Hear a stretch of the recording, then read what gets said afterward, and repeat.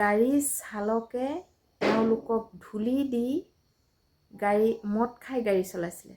এতিয়া হ'ল কি? বাছ আৰু কয়লা ভৰ্তি ট্ৰাক মুখামুখি সংঘৰ্ষৰ কথা জানিলে আপোনালোকে নিশ্চয় আচৰিত হ'ব। আজি ৰাতিপুৱা প্ৰায় 4মান বজাৰ ট্ৰাক আৰু আল্ট্ৰাবাছৰ খুন্দাখুন্দিত আমাৰ দেৰগাঁও, গোলাঘাট ডিষ্ট্ৰিক্ট দেৰগাঁও বালিজানত প্ৰায় 14জন লোক নিহত হয় আৰু দুয়োখন বাছ পাল্টি হৈ যায়, বাছ আৰু ট্ৰাকখন। নমস্কাৰ বন্ধু বান্ধৱীসকল, মই মৰমী। মোৰ ইউটিউব চেনেলটোলৈ আপোনালোক সকলোলৈকে স্বাগতম জনালোঁ।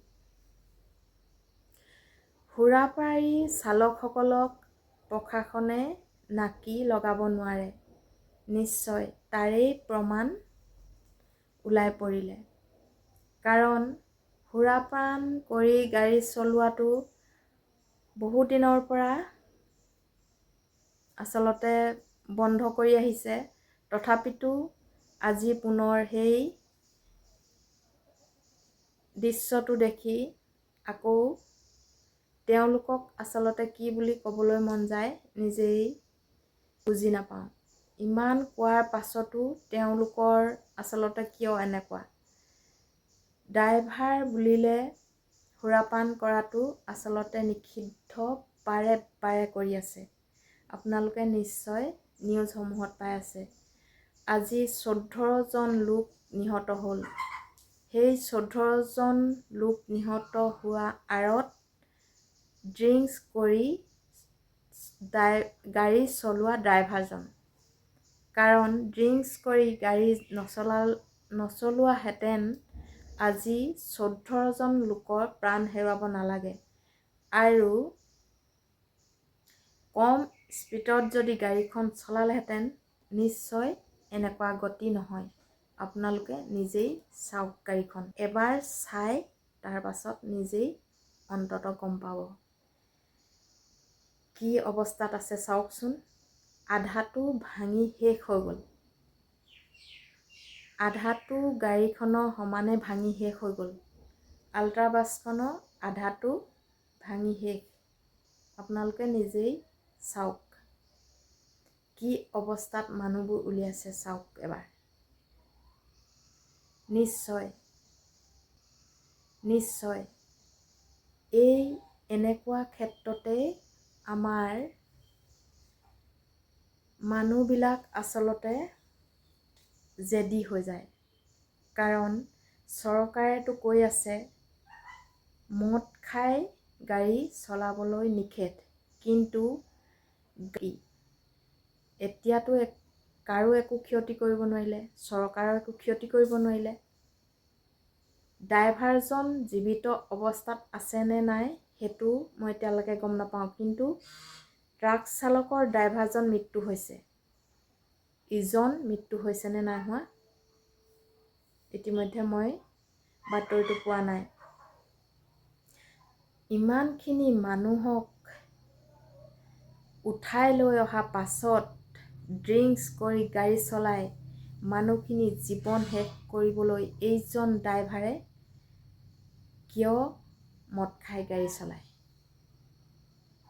মই দুদিনমানৰ আগত কৈছিলোঁ চৰকাৰক যে মদটো অসমৰ পৰা পাৰিলে একেবাৰে নিষিদ্ধ কৰক। আপোনালোকৰ মতামতসমূহ মই কমেণ্ট বক্সত বিচাৰিছিলোঁ।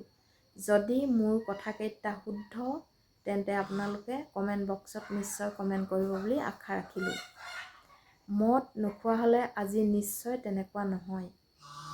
যিমান দুৰ্ঘটনা সংঘটিত হয় প্ৰত্যেকটোতেই নিচা খাই হয়, সেইটো মই 100% গ্যাৰাণ্টি দিব পাৰোঁ।